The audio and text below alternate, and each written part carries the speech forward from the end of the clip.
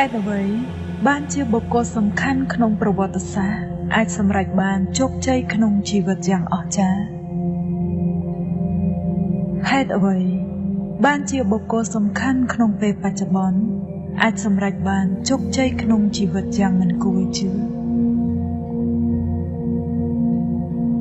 តើពួកគេមានអាកំបាំងអ្វី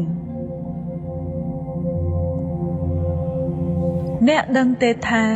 អ្នកនឹងបានអ្វីគ្រប់យ៉ាងដែលអ្នកជ្រើសរើសហើយខ្ញុំមិនខ្វល់ថា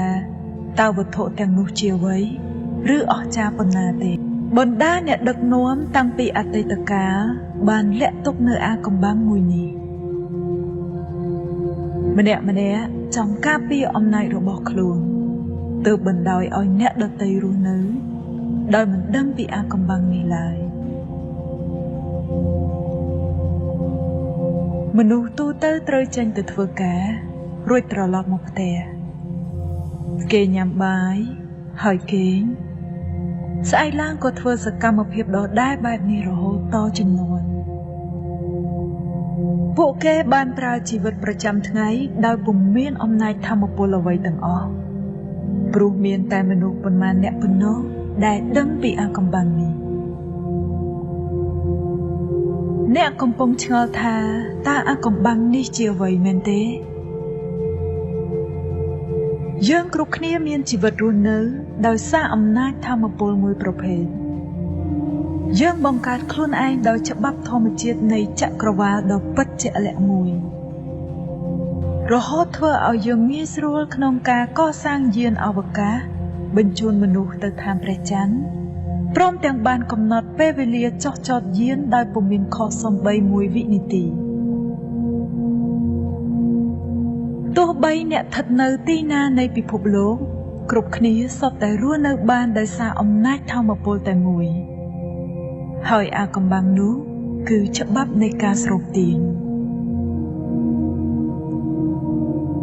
គ្រប់យ៉ាងដែលអ្នកឆ្លងកាត់មកក្នុងជីវិតអ្នកគឺអ្នកខ្លួនឯងជាអ្នកស្រូបទាញ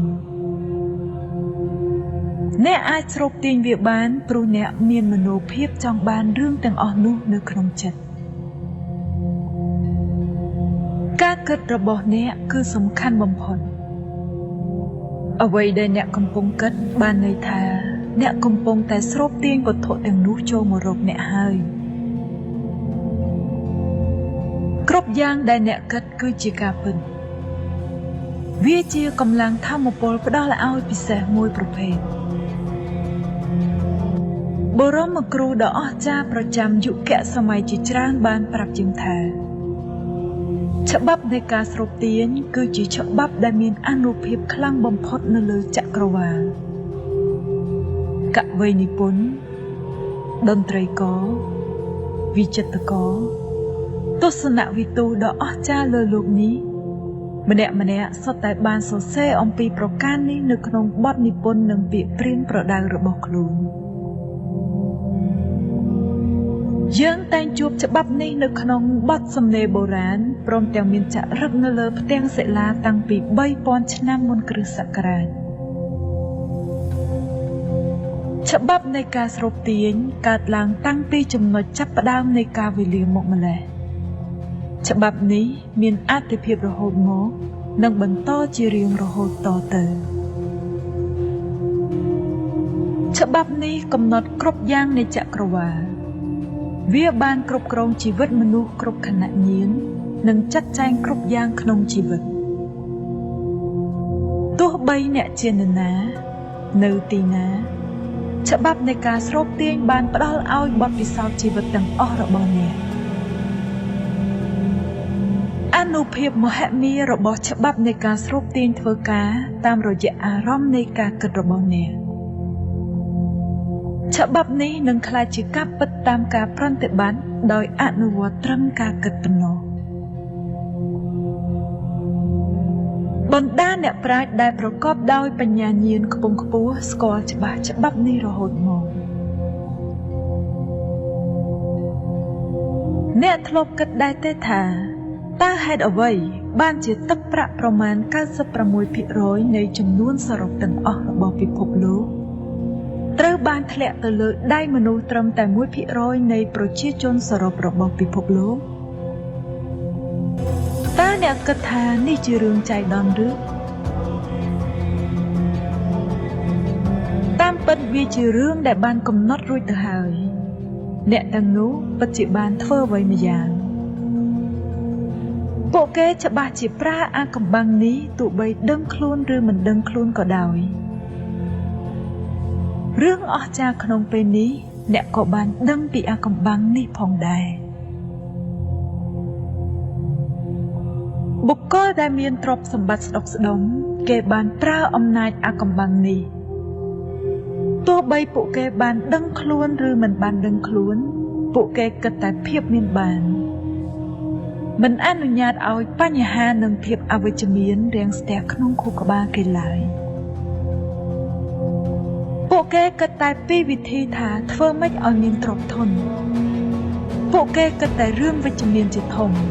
ដែលនោះគឺជាវិធីនាំភាពមានបានមកឲ្យពួកគេពិតមែននេះគឺជាច្បាប់ស្រូបទាញផ្នែកប្រតិបត្តិ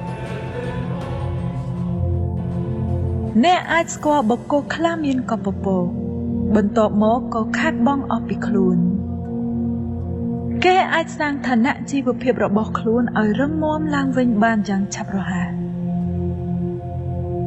ចំពោះហេតុការណ៍កើតឡើងនេះគេអាចជាបុគ្គលដែលដឹងខ្លួនឬមិនបានដឹងខ្លួនប៉ុន្តែគេបានកសាងធម៌ពលនេះតាំងពីដំបូងមកម្ល៉េះ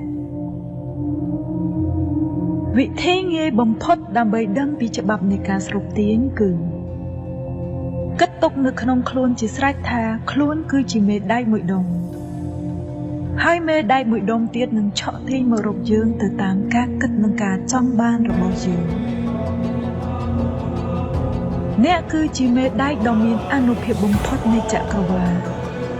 អ្នកមានកម្លាំងស្រូបទាញនៅក្នុងខ្លួនប្រកបដោយអានុភាពខ្លាំងជាងវត្ថុទាំងអស់នៅលើโลกនេះកម្លាំងស្រូបទាញដ៏ខ្លាំងក្លាមួយនេះស្ដែងចេញមកតាមការគិតរបស់អ្នកតែមួយគត់និយាយឲ្យងាយទៅគឺច្បាប់នៃការស្រូបទាញបានពោលថាវត្ថុដែលដូចគ្នានឹងមានកម្លាំងស្រូបទាញមករកគ្នាយើងចង់និយាយពីច្បាប់នេះនៅក្នុងរង្វង់នៃការគិតប៉ុណ្ណោះ